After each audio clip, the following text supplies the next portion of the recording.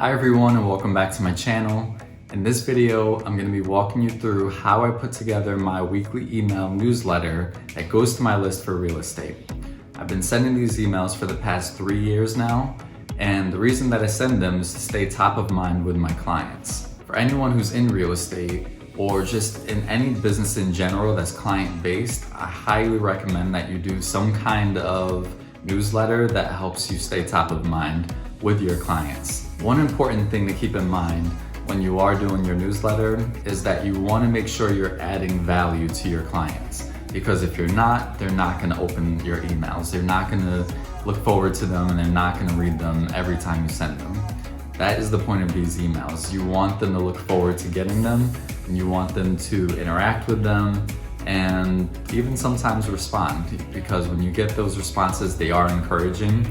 I myself, I get a good amount of responses from my email, from clients, even from people that I haven't really spoken to, just thanking me for the information because they find it valuable. So in this video, I'm going to go into how I was able to figure out a way to add value to my client base. And I'm also going to show you how I lay everything out so that it looks good and it's easy for them to read. Before I get into today's video though, if you're new to my channel, please make sure you hit that subscribe button and follow along with my real estate journey. I make a lot of these videos to help anyone who's in the real estate industry, whether you're a real estate agent, a property manager, or a property owner.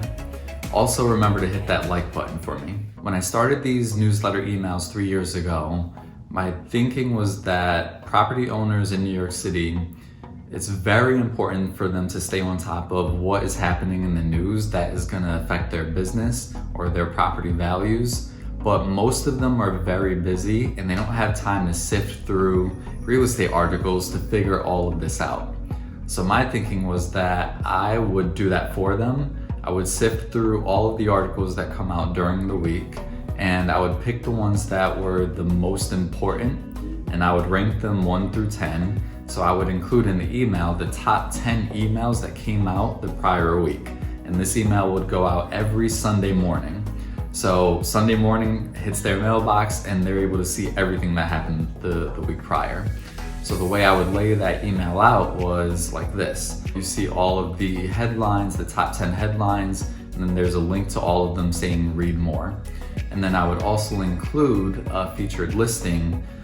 Every once in a while. I didn't want to always do it because I want to make sure these emails are as valuable as possible, and not everyone on my list is always looking to buy.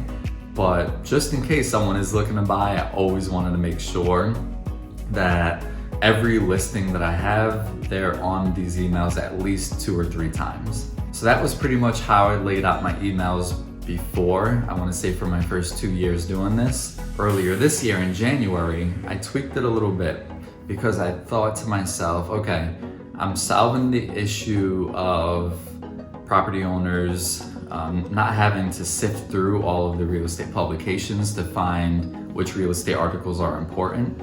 But now they still have to read all of these articles, and I'm giving them 10 articles. The issue with that is that some of the articles are really long, some of them are poorly written, and a lot of them have these clickbait titles that are very deceiving. And what I wanted to do was to cut down on that. I wanted to make it as easy as possible for real estate owners to read these emails, get what they need from it, get the important parts of these articles, be able to digest it within like 10 to 15 minutes. So what I did was I shortened the amount of articles that I include in my emails to 6. So I now have 1 featured article, and then I have 5 additional articles. And for each of those articles, actually summarize them right in the email. So property owners no longer have to click on the articles and read through the whole thing. They can just read the summaries that I actually do after I read through the articles and pick out all the important factors. They just read my summaries and they're done with the email in about 10 minutes.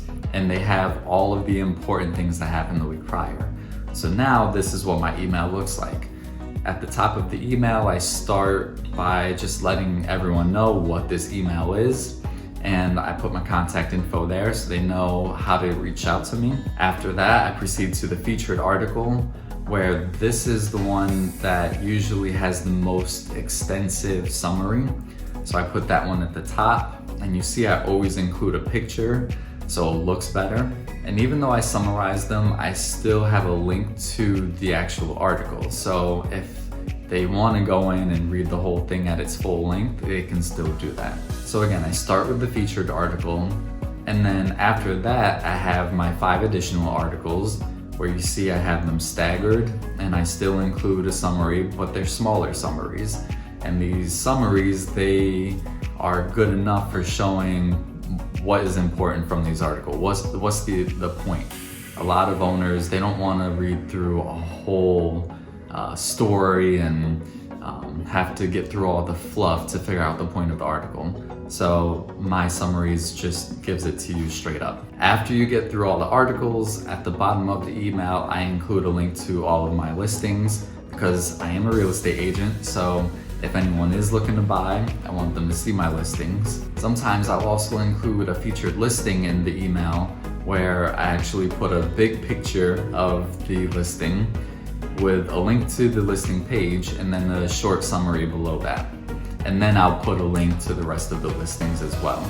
Below the listings, I'll put a link to all of my social media pages, which includes my YouTube channel here, my Instagram, my LinkedIn, and my Facebook page. After that, I put all of my contact information. So my phone number, my email address, my office address, and then it shows a picture of my professional headshot next to it. So that is what my weekly newsletter email looks like now. I've gotten many compliments from property owners who appreciate me sending these emails. They really find them valuable. I actually got a call from one owner who he was thanking me for sending these to him, and he said he actually treats this like his Sunday paper, and he prints them out every week and he reads them, and he loves that he just gets this to his email every Sunday morning and he's not having to sift through all of these articles. One tip with these, they're very time consuming,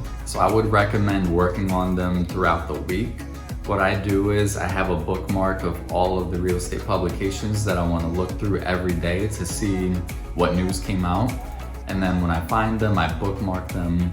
And in the early mornings before I start my day, usually around 6 to 7 o'clock, I'll get up, I'll read the articles that I bookmarked the night before, and I'll write the summaries then. And then at night, after the day is over, usually around 7 o'clock, I'll go on and I'll sift through the articles and bookmark so I can summarize the next day.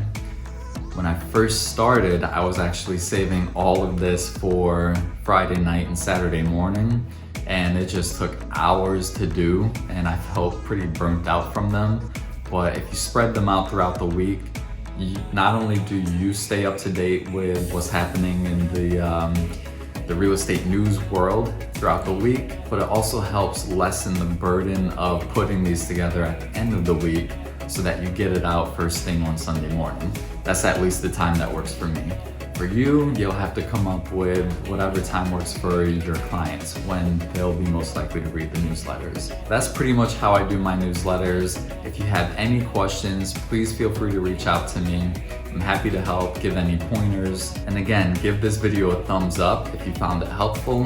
Subscribe to my channel for more videos like this, and I look forward to seeing you in the next one.